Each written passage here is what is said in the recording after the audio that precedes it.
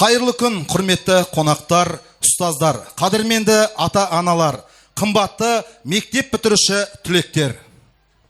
Добрый день, уважаемые учителя, гости, дорогие родители и выпускники школы. Мы рады приветствовать вас на торжественной линейке, которая посвящена окончанию учебного года. Бүгінгі күні кең байтақ отанымыз Қазақстанның түкпір-түкпіріндегі білім ордаларында мектептерде 2025-2026 оқу жылының білімім отаныма атты оқу жылының аяқталуына орай ұйымдастырылған салтанатты іс-шараға қош келдіңіздер. Қазақстан Республикасы президенті Қасым-Жомарт Кемелұлы, сендер тәуелсіз Қазақстанның ертеңісіңдер. Білімге құштар, отаншыл, еңбекқор ұрпақ еліміздің жаңа белестерге жеткізеді деген болатын. Ендеше сіздердің білімдеріңіз туған жерді көркейтуге, елді жерді қорғауға, отанға қызмет етуге арналады. Нұрлы үмітін арқалаған арқаға, жән сәулесін тарататын баршаға, шын пейілмен құрметімізді көрсетіп, түлектерді шақырайық ортаға. Алтын ұя мектебінен үлкен өмірге ұшқалы отырған мектеп бітіруші түлектерін құрметпен ортаға шақырамыз. 11 А сынып. Сынып жетекшісі Төкенова Әсия Секенқызы. Тарих пәні мұғалімі, педагог зерттеуші, оқушы жүрегіне жол таба білетін, мейірімі мен талапты қатар ұстанған ұстаз. Әр шәкіртінің жетістігіне шын қуанып, өмір жолына бағыт берген жан. Әсия апай, мың алғыс, еңбегіңіз бағалы, тарих жазған тұлғадай, әр сөзіңіз бағалы. Шәкірттері Абзал Балнұр, алтын белгі төс белгісіне үміткер. Мұрат Дәулет, алтын белгі төс белгісіне үміткер. Қайырбек Әнуар, алтын белгі үміткері. Абдусаламова Сабрина, үздік аттестат үміткері. Елемес Ардақ, үздік аттестат үміткері. Қалым Бейбарыс, үздік аттестат үміткері. 11 А сынып түлектеріне құрмет, қошемет. 11 Ә сынып жетекшісі Өмірбекова Салтанат Дәулетбек қызы. Орыс тілі мен әдебиеті пәні мұғалімі, педагог модератор, жауапкершілігімен оқушыларға үлгі болған ұстаз, сыныбымен бірге талай белесті бағындырып, бірлік пен сенімнің шынайы ортасын қалыптастырды. Салтанат апай, мейірімнің шуағы, шәкірттері көңілінің тұрағы, орыс тілі әдебиетін үйретіп, жанымызға білім нұрын құяды. Шәкірттері Данияр қызы Асия, алтын белгі төс белгісіне үміткер. Ержан Заңғар Асқарұлы, алтын белгі үміткері. Жұмахан Аружан, ғалым қызы, алтын белгі үміткері. Марат Алина, ғалым қызы, алтын белгі үміткері. Манарбек Айбар, алтын белгі үміткері. Таңадулы Диаз, алтын белгі үміткері. Сайлау Назерке, үздік аттестат үміткері. Бақтиярова Нұрай, үздік аттестат үміткері. Абухан Мирас, үздік аттестат үміткері. Мәулен қызы Нұрай, үздік аттестат үміткері. Асқарұлы Сұлтан, еркін күрестен спорт шеберіне үміткер. Мақсұт Ерасыл, бокстан спорт шеберіне үміткер. Қошеметпен қарсылайық.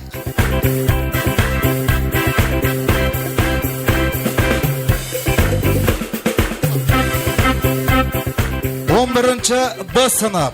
Сынып жетекшісі Махатбекова Айгерім Дәулет қызы. Математика пәні мұғалімі, педагог модератор. Оқушыға анадай қамқор бола білген ұстаз. Әр баланың қабілетін байқап, қанаттандыруда басты мақсат еткен жан.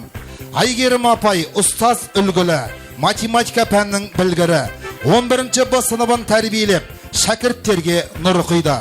Шәкірттері Ерікова Шынар Ерік қызы, үздік аттестатқа үміткер. Ошақын Дидар, халықаралық республикалық ғылыми жобалар конкурсының жүлдегері. Батыржанұлы Ерасыл, бокстан спорт шеберіне кандидат, 2 дүркін облыс чемпионы.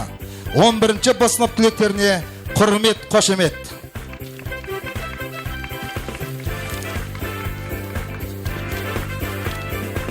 11 В класс.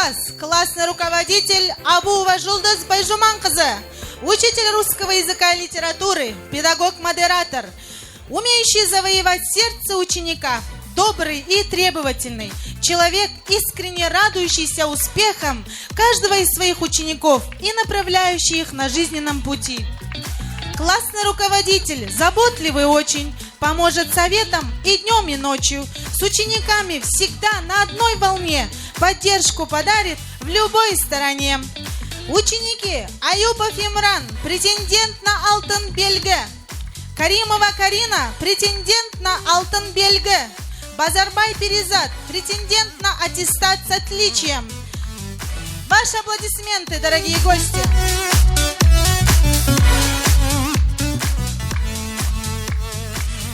11-ші Г сынып, сынып жетекшісі Есенбаева Меруерт Тілеубайқызы, қазақ тілі мен әдебиеті пәні мұғалімі, педагог, сарапшы, жаңашыл көзқарасы мен жігерлі еңбегі арқылы оқушыларға серпін берген жетекші.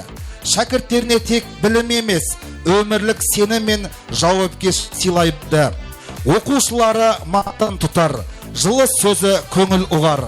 Меруерт апай еңбегімен мектеп мерейі астақ шығар. Шәкірттері: Абдыраш Аяулым Жандосқызы, алтын белгі төс белгісіне үміткер; Қазыбек Ақкербес Серікқызы, үздік аттестат үміткері; Нұрсейіт Диас Раджанұлы, үздік аттестат үміткері; Сералы Гүлсім Ғабитқызы, Ильяс оқуларының қалалық кезеңінің жүлдегері; Тазабек Айгерім Талғатқызы, республикалық алтын түлек; Тұрсынбай Әлішер Азаматұлы, Қазақстан Республикасының боксы бойынша спорт шеберіне үміткер. 11-ші Г сынып түлектеріне құрмет қошеметтеріңіз. 11 Т класс, классный руководитель Назар Кайсарулы, учитель математики, настоящий наставник, который выступает в роли защитника, вдохновителя и старшего друга, помогающего своим подопечным сделать первый важный шаг во взрослую жизнь. Назар Кайсарулы – учитель талантливый, для 11 Д наставник справедливый, математику детям легко объясняет, к знаниям новым всегда вдохновляет. Ученики: Жанажолова Нурайна Жангелдіқызы, қалалық Айбын әскери патриоттық жастар жиынының жеңімпазы. Встречайте с аплодисментами, дорогие гости!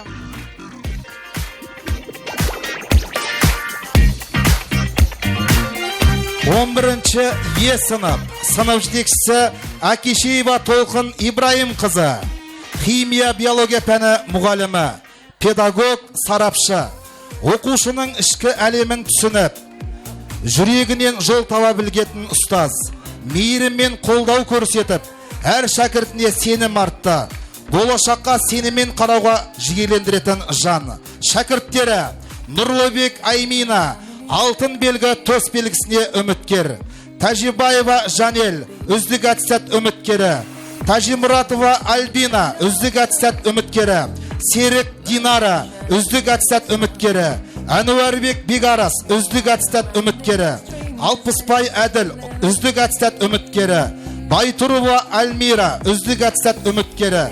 11-ші Е сынып түлектерін құрмет қошемет көрсетіңіздер.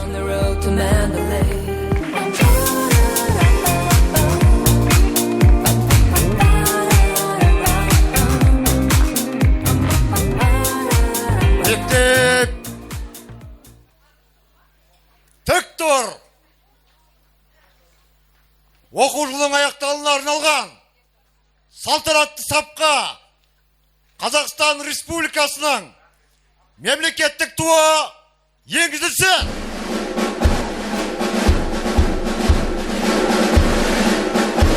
Алатау қалалық Айбын патриоттық әскери жарасының жұлдызгері, взвод командирі және жылдық қорытынды бойынша үздік көрсеткіштер иегері 10-ші Б сынып оқушысы Берікбосым Ералы, Набиков Александр, Қажымұқан Әнуар.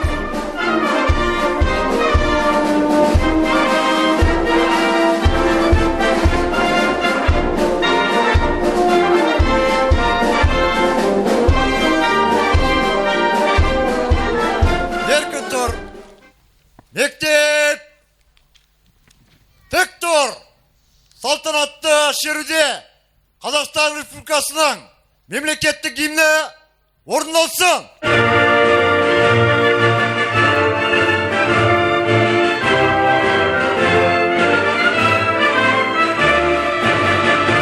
Алтын күн аспаны, алтынмен даласы, ерліктің дастаны еліңе қалашы. Ежелден ердеген даттаны шапты ғой, намысын бермеген қазадан отты ғой.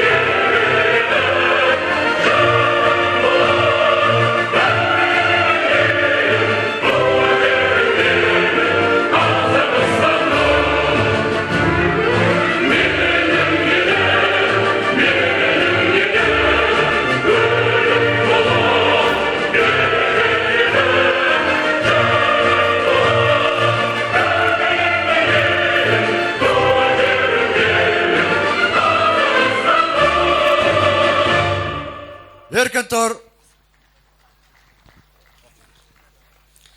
2025-26 оқу жылының аяқталуына арналған «Білімім отаныма» атты соңғы қоңырау салтанатты жиынын ашық деп жариялаймыз.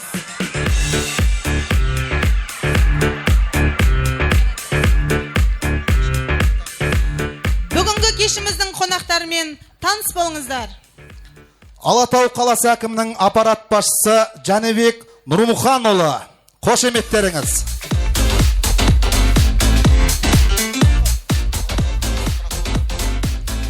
Алатау қаласының прокуроры Руслан Мұратбекұлы. Алатау қаласы білім бөлімінің басшысы Ерубаева Гүлжан Жұбайқызы. Алматы облысының мәслихат депутаты Түймелиев Нұрлан Лесұлы. Қошеметтеріңіз. Мектебіміздің қамқоршылық кеңесінің төрайымы Сейітбекова Жанар Ұзақбайына. Ата-аналар комитеті төрағасы Золотарева Наргиза. Қоян қыз ықшам ауданының асыл анасы Магданова Жанар Мейрамбек қызы. Ардагерлер алқасының төрағасы Айнакулов Абдумалик аға. Қамқоршылық кеңес мүшесі Құнанбаева Күләш апа. Құрмет, қошеметтеріңіз. Мектеп бітіруші түлектерді құттықтау сөз мектеп директоры Салтанат Құрманәлі қызына беріледі.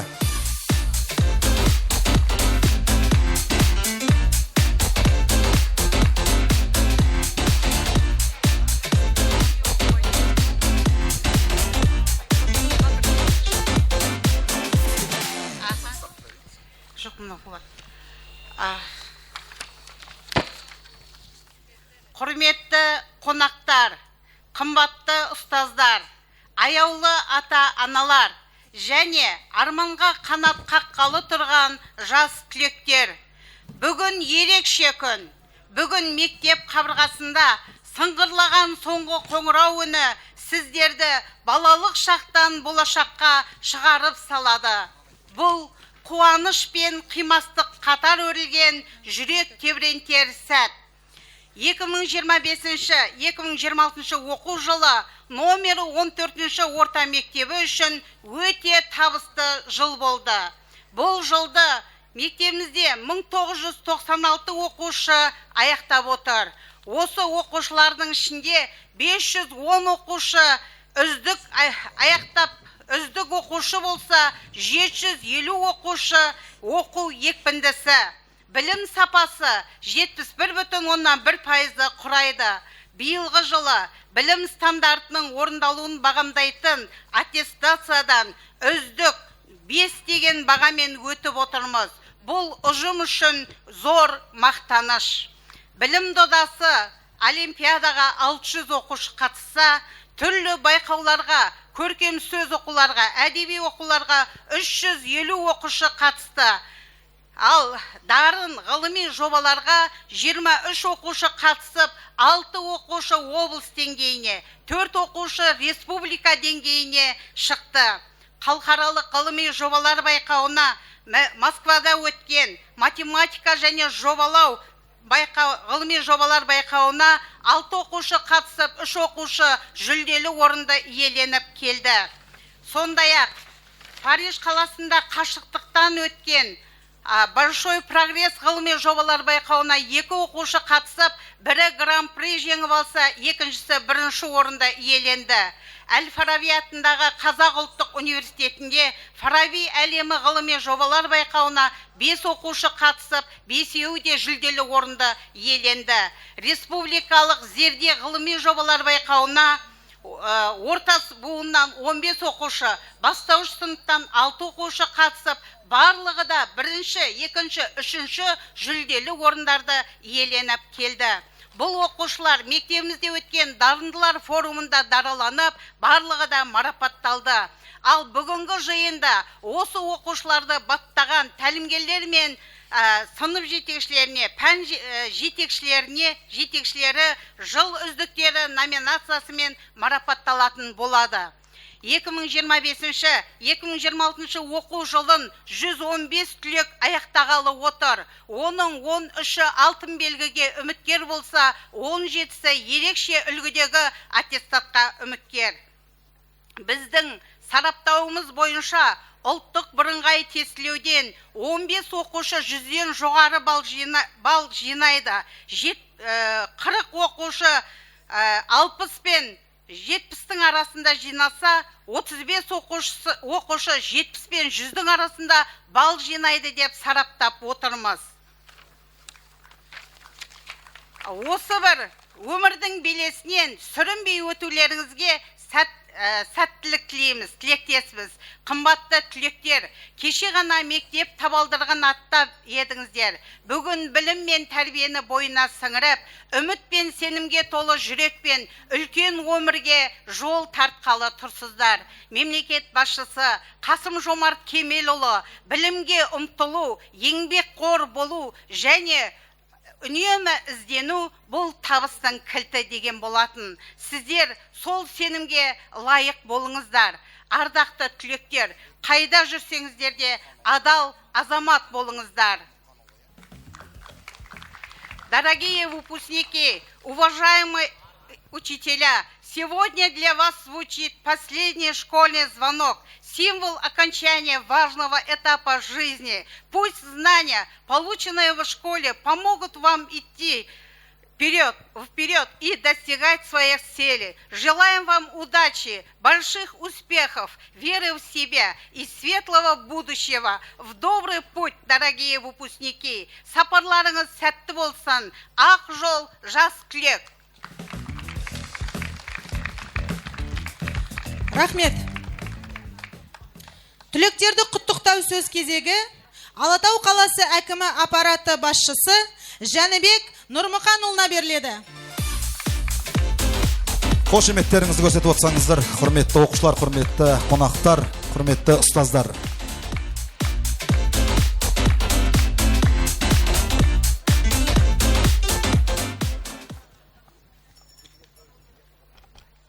Қайырлы күн, құрметті ұстаздар.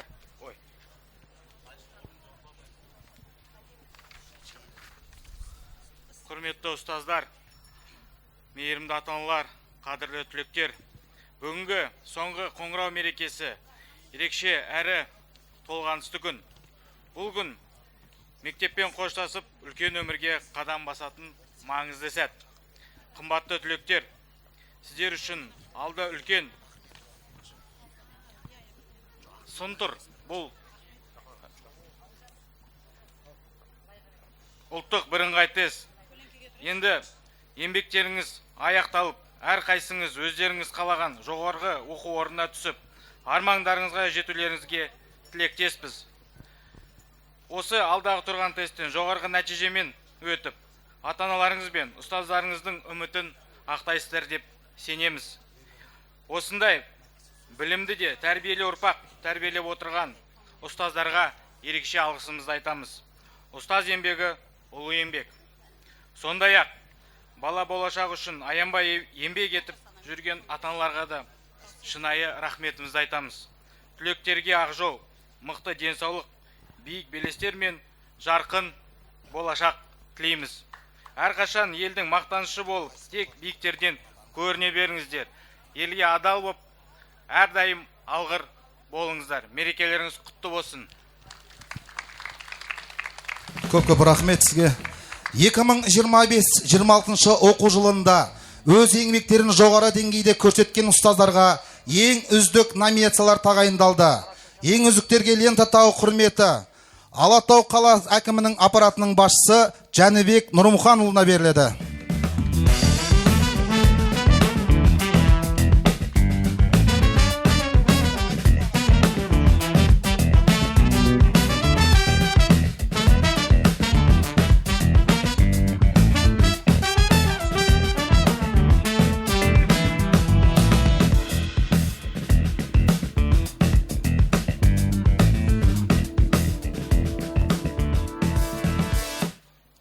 Алғыс хат. Құрмет, зерттеушілік шеберлік номинациясы, зерттеушілік мәдениетті, кәсіби ізденісі және білім беру саласындағы шығармашылық белсенділігі үшін қазақ тілі мен әдебиеті пәнінің мұғалімі Ахметова Ақнұр Төлепбергеновна марапатталады.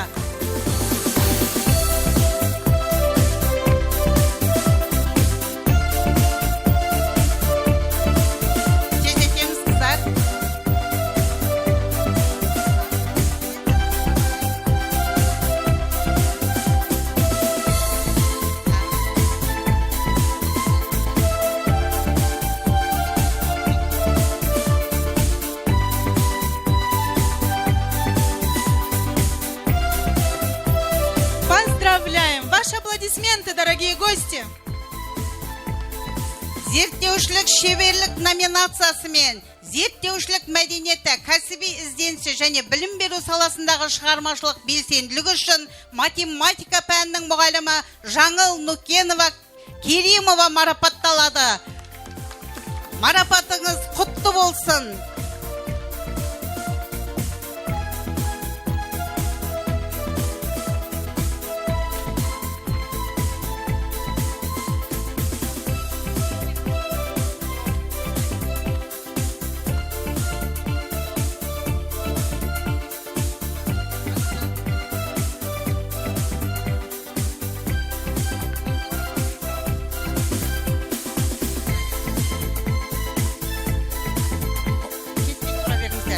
Ұлттық тәрбие шебері номинациясымен қазақ тілі мен әдебиеті пәнінің мұғалімі Назира Накаевна Кененбаева марапатталады. Құтты болсын. Поздравляем!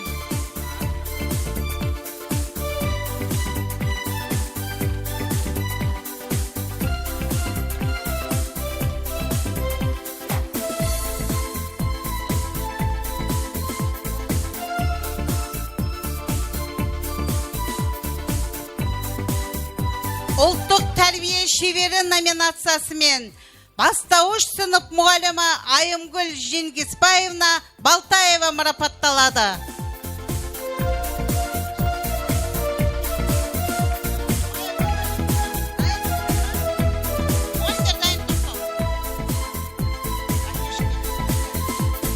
Келесі заң мен тәртіп номинациясы бойынша дене шынықтыру пәнінің мұғалімі Олжас Амангелдиевич Шункеев марапатталады. Құтты болсын.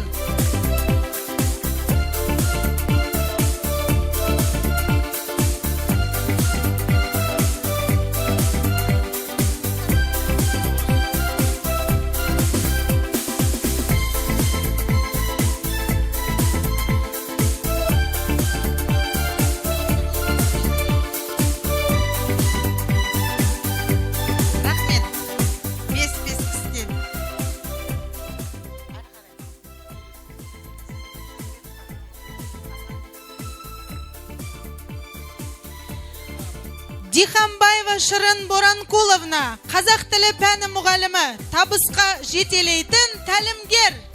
Қарсалайық. Табысқа жетелейтін тәлімгер номинациясымен Шырын Боранкулова Дихамбаева марапатталады. Марапатыңыз құтты болсын.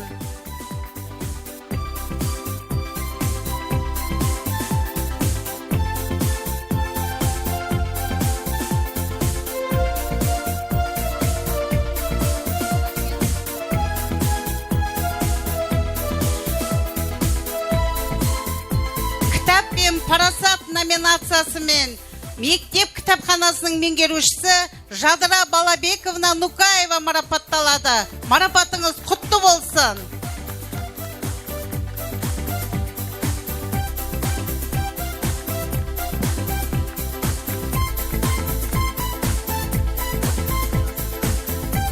Мамандығына деген адалдық номинациясымен тарих пәнінің мұғалімі Асылгүл Сағатжанова Кусманова марапатталады. Сағатжан қызы.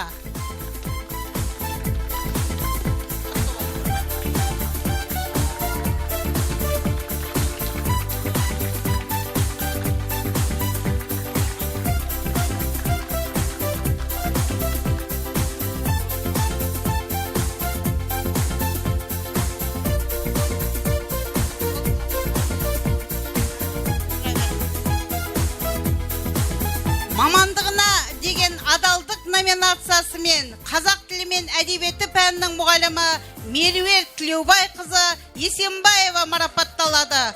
Құтты болсын, еңбегіңіз жемісті болып, абыройыңыз арта берсін.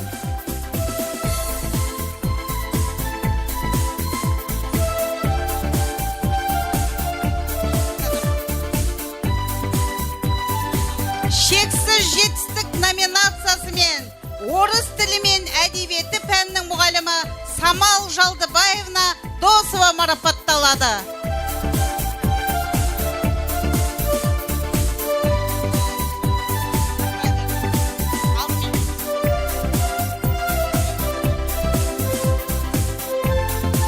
Смарт педагог номинациясымен бастауыш сынып мұғалімі Айнұр Төкеновна Кудекова марапатталады. Сізге кәсіби даму мен шығармашылық тілейміз. Қошеметтеріңізді көрсетіп отырсаңыздар, құрметті қонақтар, құрметті оқушылар. Смарт педагог номинациясыменен бастауыш сынып мұғалімі Мөлдір Берік қызы Омарова марапатталады.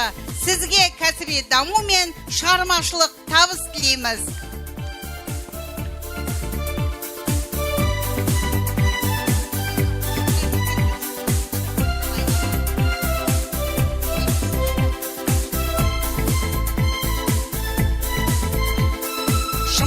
Шығармашылық шабыт номинациясыменен көркем еңбек пәнінің мұғалімі Гүлзадам Тұрсыновна Марипова марапатталады.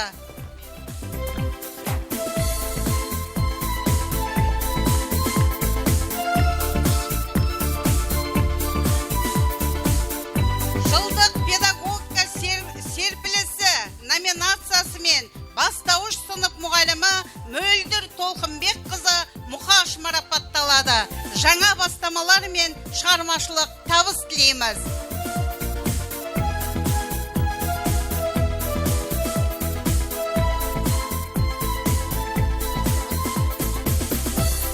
Педагогикалық шабыт номинациясыменен ағылшын тілі пәнінің мұғалімі Жанбота Қуанышбай қызы Жақсыбай марапатталады.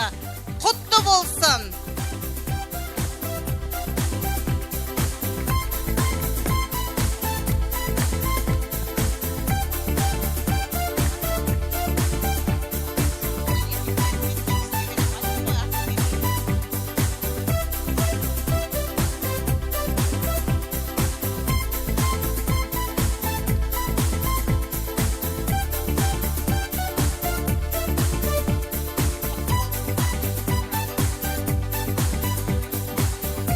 Бәрекелді, марапаттарыңыз құтты болсын, құрметті ұлағатты ұстаздар.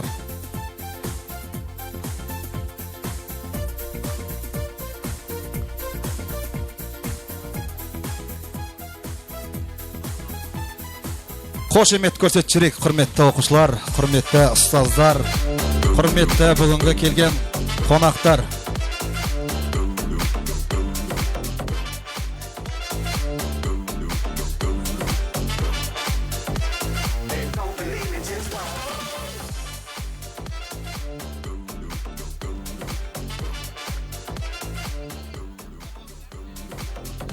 Марапаттарыңыз құтты болсын. Сіздерге көп-көп рахмет. Келесі құттықтау сөз кезегі Алатау прокуроры Руслан Мұратбекұлына беріледі.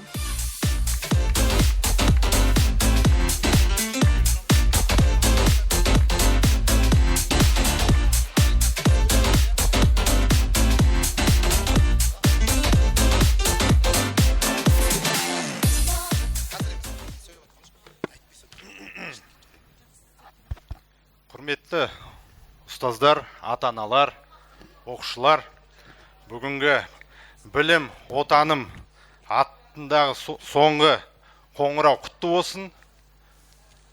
Әрбір оқушыға соңғы қоңырау ерекше ғой. Сол себепті оқушыларымызды құттықтаймыз.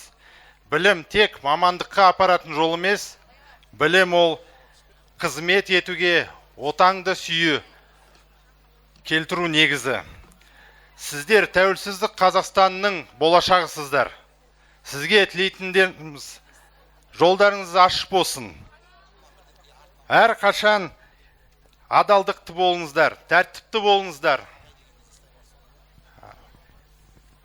Қазіргі біздің құрметті түлектерге мектептің қабырғасында алған білімдеріңізді, жоғары көрсеткіштеріңізді биікке жеткізсін.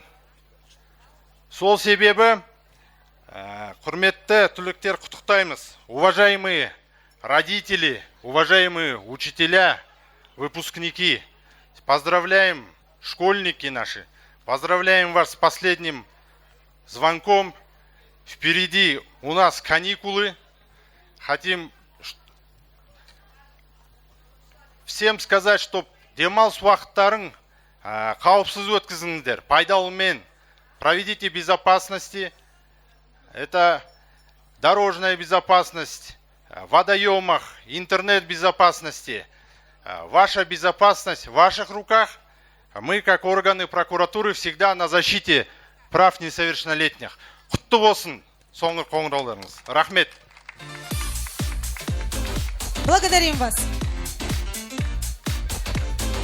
Бүгін алғашқы қоңырау мен соңғы қоңыраудың арасын жалғаған 11 жыл мәреге жеткен күн. Бүгін мектебім ұстазым деп көңілі қимастық кешкен күн.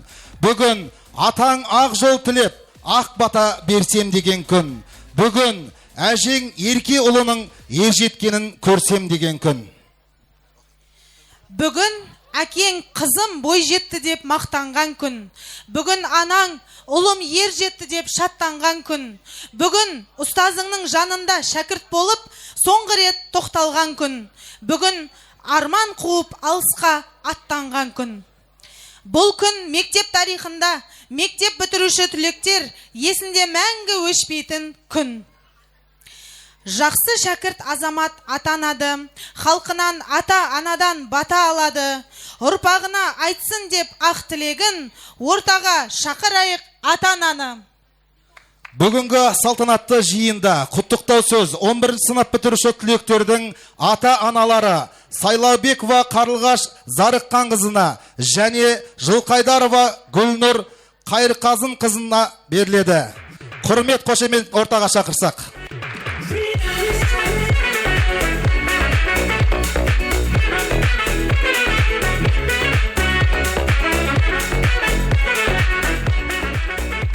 Ал енді құрметті ұстаздар, мектеп әкімшілігі және мектеп бітіруші түлектер, сіздерді бүгінгі қуанышты күндеріңізбен құттықтаймыз. Жалпы біздің 14-ші мектептің әкімшілігі бізге ата-аналарға және балаларға үнемі алғыс хат беріп марапаттап жатады ғой. Біз бүгін 11-ші А сыныбының және мектеп бітіруші басқа да түлектердің атынан осы мектеп әкімшілігіне алғыс хат даярлап алып келіп едік, соны оқып берейін. Құрметті 14-ші мектептің ұстаздары мен мектеп әкімшілігі, сіздерге жүрек жарды алғысымызды білдіреміз. Балаларымызға білім беріп қана қоймай, оларға өмірдің дұрыс жолын көрсетіп тәрбие бердіңіздер. Сіздердің кәсібиліктеріңіз бен шыдамдылықтарыңыз, балаларға деген шынайы қамқорлықтарыңыз олардың болашағына жарқын жол ашты. Құрметті мектеп директоры Салтанат Құрманәліқызы, сізге ата-аналардың атынан зор алғыс айтамыз.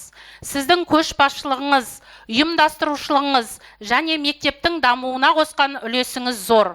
Сондықтан да сізге шынайы алғысымызды бітіреміз. Құрметті түлектер, мектеп бітіру кеші үлкен қадам, өмірге қадам басар ерекше сәт. Бұл сәтке жетуге мектеп ұжымының және мектеп директорының қосқан үлесі елеулі. Әр баланың жүрегінде мектеп жылдары мен сіздердің берген білімдеріңіз, тәрбиелеріңіз мәңгі сақталады деп ойлаймыз. Сондықтан да осы мектептің ұжымына, еңбектеріне мың алғыс, денсаулық, табыс және шығармашылық табыс тілейміз. Енді мектеп бітіруші түлектер, сіздерге аналық ақ жүрегіммен сәттілік тілеймін. Алда сіздерді мемлекеттік емтихандар күтіп тұр. Мемлекеттік емтихандардан бөлек өмірдің емтихандарынан да сүрінбей, осы ұстаздарыңыз берген білім мен тәрбиені ары қарайда үлкен өмірде кәдеге асырып, мемлекетіміз үшін адал, білімді, ғылымға құштар азаматтар болып өсіп өне беріңіздер. Сіздерге сәттілік тілейміз. Құттықтаймыз.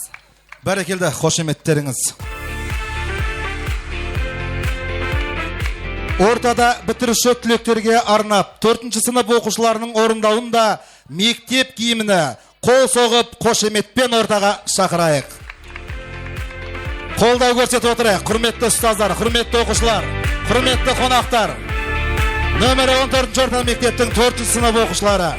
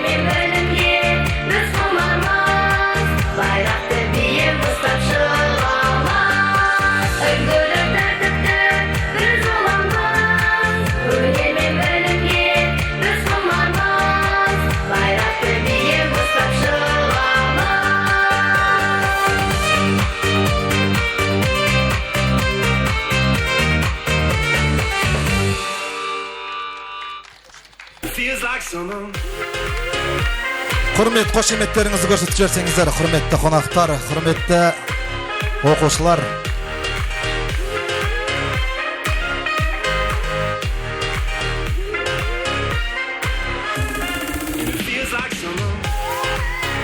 Мектеп тік тұр, салтанатты саптан Қазақстан Республикасының мемлекеттік туы шығарылсын.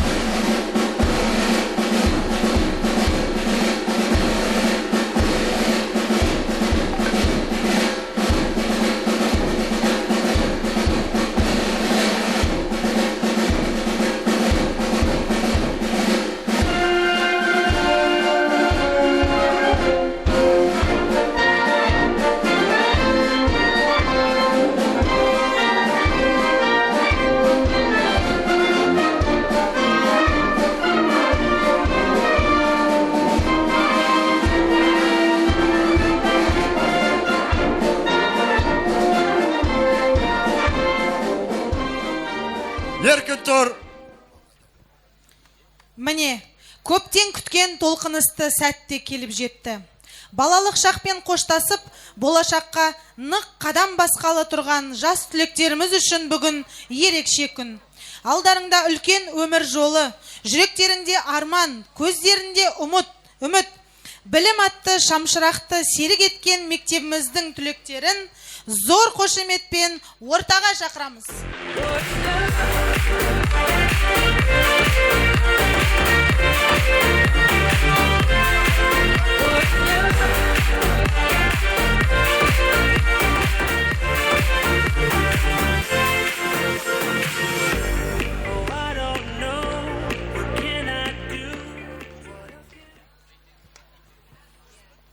Анашым, жығылған сәтте жігер беріп, шаршаған кезде демеу болдыңыз.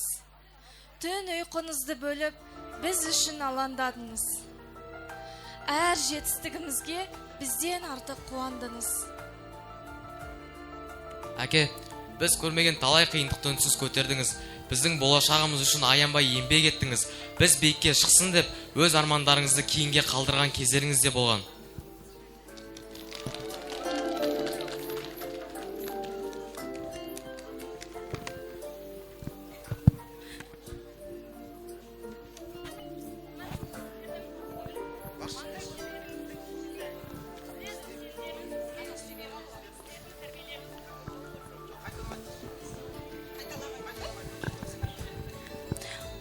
Сіздер біздің жемісіміз, сіздердің маңдай терлеріңіздің жемісі.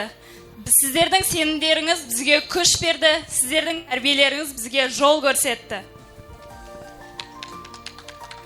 Қымбатты ата-аналар, сіздерге шексіз алғыс айтамыз. Алдарыңызда әрдайым абыройлы болуға уәде береміз. Ұстаз, сіз әр сабағыңыз біз үшін өмір сабағы болды. Сіз тек білім беріп қана қоймай бізге адам болуды, еңбек етуді, мақсатқа жетуді үйреттіңіз. Кейде қатал да болдыңыз. Бірақ сол қаталдықтың артында бізге деген үлкен енді түсіндік. Администрация школы стала опорой дисциплины и единства нашей школы. Спасибо вам за то, что поддерживали каждую нашу инициативу, радовались вместе с нами и направляли нас в трудные моменты. Уважаемые учителя и администрация школы, выражаем вам искреннюю и безграничную благодарность.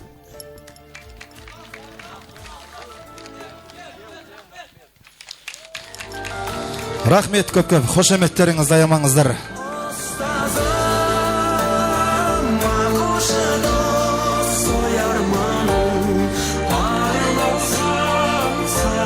Алдарыңнан арман жолы ашылды, түлектерге бақыт гүлі шашылды. Қимастық пен білімнің алтын кілтін аманаттап ізбасарға тапсырады. Білім кілтін табыстайтын бітіруші түлектерді ортаға шақырайық. Қошемет көрсетіп отырайық. Құрметті оқушылар, құрметті ұстаздар, қолдау көрсетіп отырайық.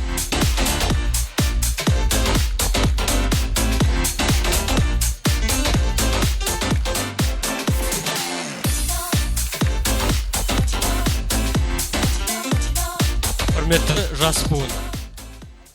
Құрметті жас буын, бүгін біз сендерге білім кілтін табыстай отырып, үлкен сенім артамыз. Мектеп тек сабақ оқитын жер емес, ол болашақтың, арманның және достықтың мекені. Біз сендерге білім кілтін табыстай отырып, білім кілтін табыстаймыз. Мектебіміздің абыройын асқақтата беріңдер. Примите этот ключ знания, как символ усердия и стремления к новому. Пусть он поможет любые двери, преодолеть все трудности в учебе и стать настоящими знатоками своего дела. Добрый путь!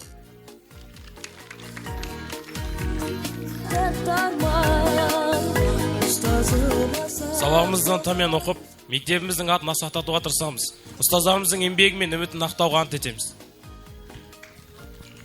Этот ключ – символ ответственности, трудолюбия и тяги к новым знаниям.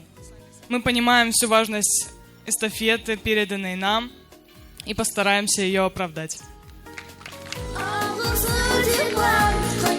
Давайте громкими аплодисментами поддержим наших ребят, наших учеников.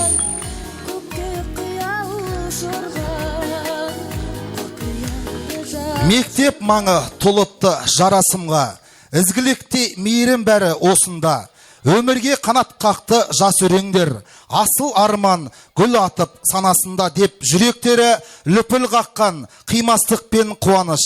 Аңсау мен арман сезімдері араласқан түлектерді достық ұстаз мектеп Попурри әнімен құрмет қошеметпен ортаға шақырамыз.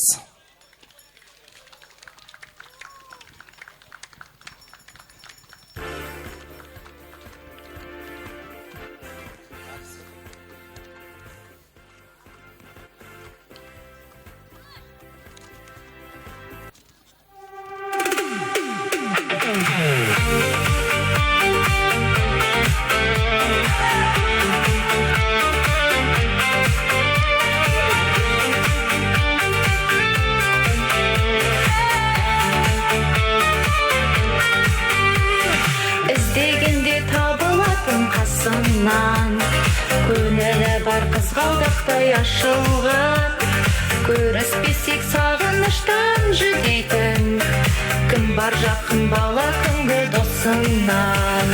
Жан досым, үстем болсын мерейін, әрқашан жеңісіңді көрейін, сырымызда бітпесін, жырымызда бітпесін, жырымызда бітпесін. Туғанды арманыма ұстатқанмын, үлгінді көңіліме қыстатқанмын. Есімде әліппені жаттатқызып, ең алғаш қолға қалам ұстатқанмын. Ұстазым менің ұстазым, өзіңнен өткен қыс жазым, қалдырған ізің мәңгілік, жадымда тұрар жаңғырып. Ұстазым менің ұстазым.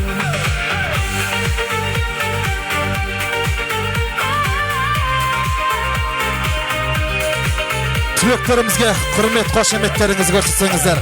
Қолдарыңыз көтеріп тұрып, құрметті түлектер, шапалақ. Білім нәрін толтырдық біз келдеге, қателікте болды бізді кей жерде. Үйретуден жалықпаған ұстаздар, жанашырда бола білдің көп жерде, көп жерде. Қош бол енді мектебім менің, сенде оқып, сенде көтерім. Қоштасар сәтті алдың ұянмен, байқамай қалдым келіп жеткенін. Қош бол енді мектебім менің, сенде оқып, сенде көтерім. Қоштасар сәтті алдың ұянмен, байқамай қалдым келіп жеткенін. sizlerde мәңгілік. Жадымызда бейнет ора жаңғырып, келешектің алтын нұрын сепкендей. Алдымыздан арайланып таңғылып, таңғылып. Қош бол енді Қошемет. сенде оқып Бәрекелді. Қошемет көрсетіп отырайық. алтын ұянмен байқамай қалдым келіп жеткенін.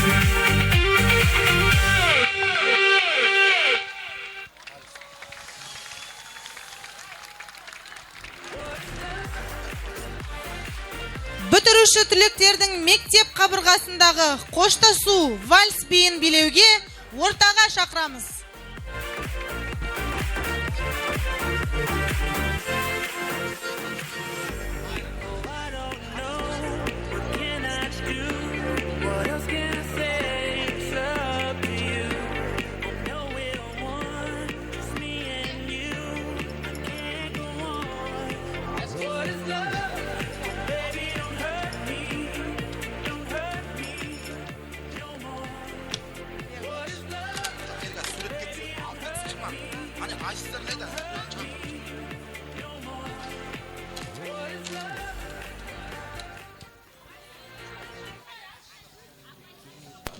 Түлектеріміздің қоштасу вальс биі. Қошемет көрсетіп отырайық, құрметті қонақтар.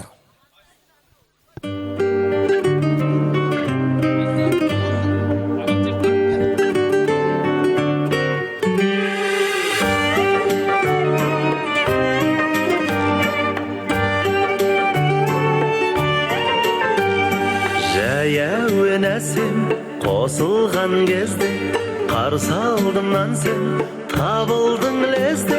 Билеуде бәрі қалмайық қалыс, ортада тағы билейік вальс. Жақында бері тартынған жоқсың, жүректер демі жақыннан соқсын.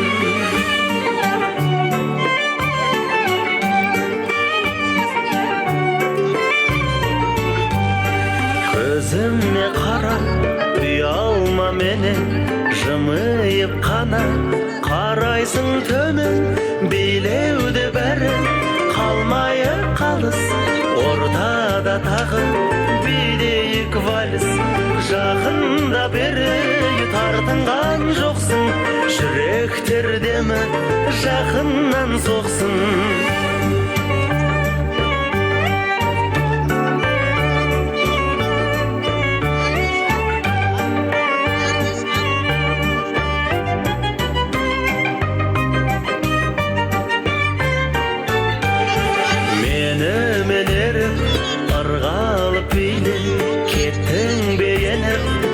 Ғажайып күйге сәттерде сол бір көнгендей болдың, көзіңнен мөлдір махаббат көрдім.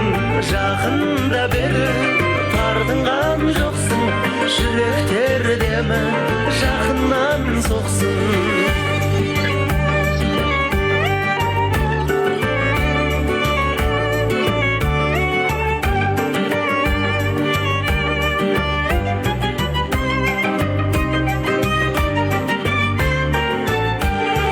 Билеуде бәрі қалмайық қалыс, ортада тағы билейік вальс. Жақында бері тартынған жоқсың, жүректер демі жақыннан соқсын. Жүректер демі жақыннан соқсын. Кеттік.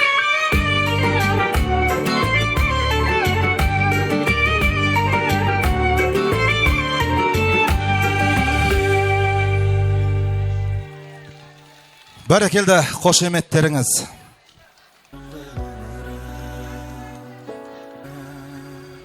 Бүгінгі бітіріп атқан түлектеріміздің ұстаздарына деген гүлдерін марапаттауға қошеметтеріңізді аямай отсаңыздар, сыйлықтарыңызды, гүл шоқтарыңызды марапаттасаңыздар.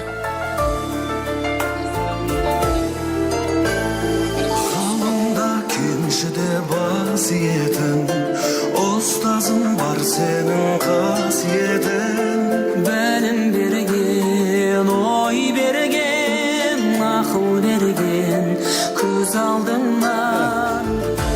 түлектердің ұстазға деген құрметі. Қошемет көрсетіп отырсаңыздар, құрметті қонақтар. Түлектерге көп-көп рахмет.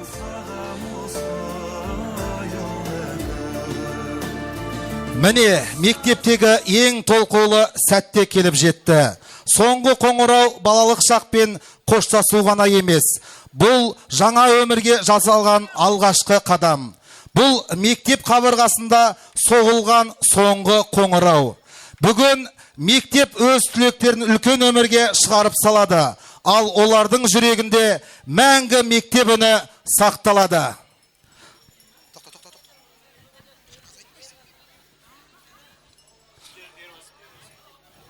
Сыңғырла соңғы қоңырау. Құрметті ата-аналар, кішкене қоя тұрсаңыздар, сабыр сақтай тұрсаңыздар, әлі аяқталған жоқ.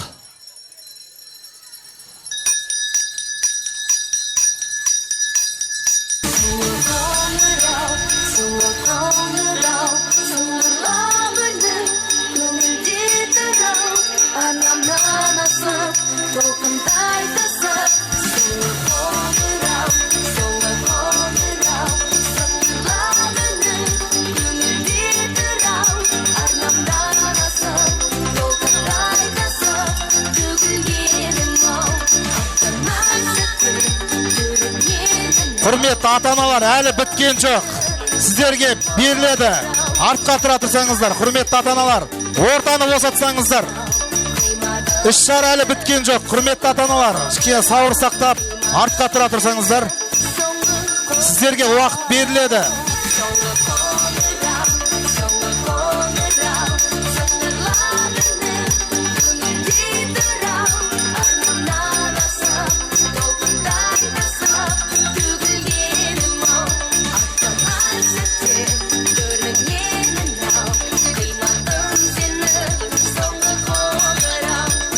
Алаңды босатайықшы, құрметті ата-аналар. Біздің іс-шарамыз әлі бітілген жоқ. Оқушыларға кедергі жасамай тұра тұрыңыздар. Сіздер құттықтауға уақыт беріледі.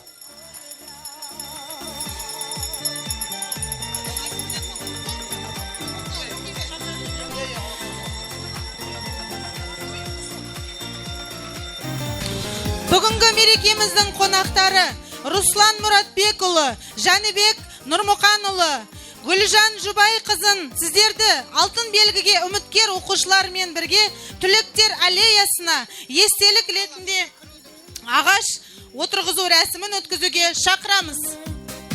Алтын белгі үміткер оқушыларымен бірге түлектер аллеясына естелік ретінде ағаш отырғызу рәсімін өткізуге шақырамыз. Құрметті біздің жаңа қонақтарымыз, келсеңіздер. Алтын белгі үміткерлері, келіңіздер.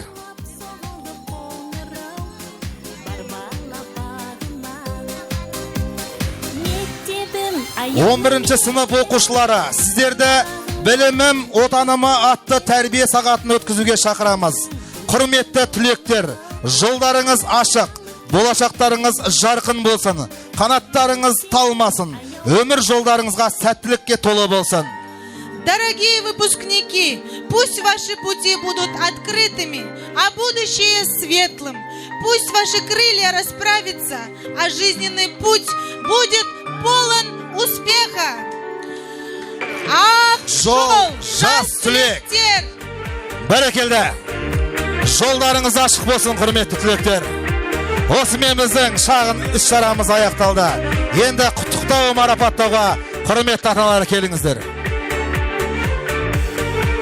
Келгендеріңізге көп-көп рахмет.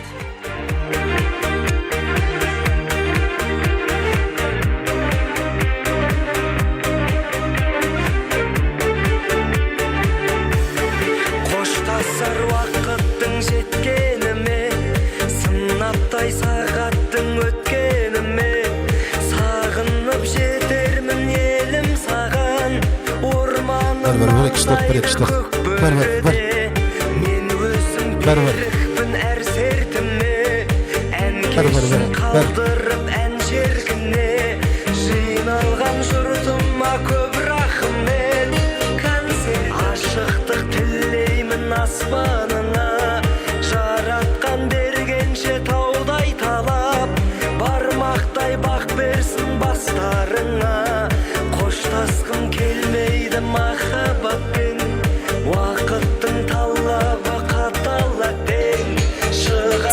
Алыңдар сахнадан шалалақ деп қимай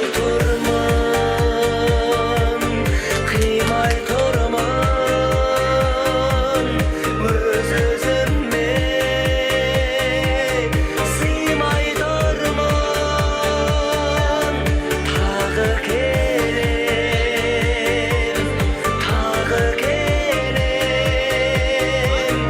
қазағымның әніменен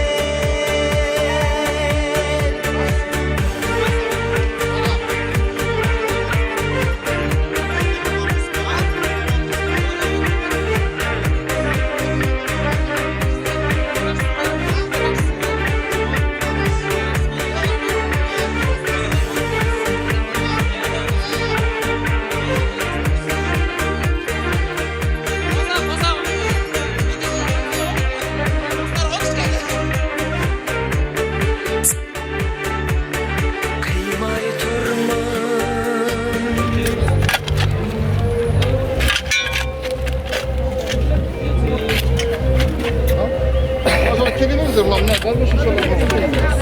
Bir yer taraf durma. Al su olsun. Buradan. Bırakıyorum.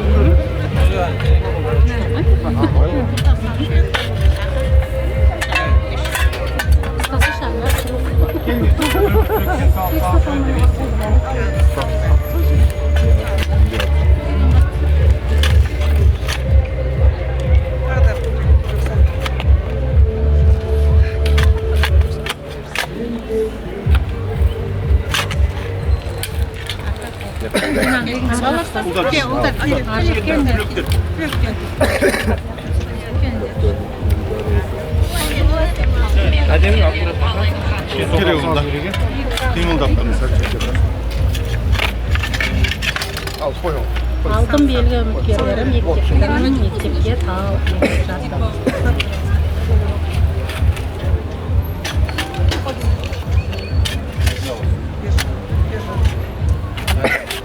Su құйып. Суға сал. Тоқта, суға сал. Кішкене су құйсаң Жарайсыңдар. Еккен ашыларың әдем болып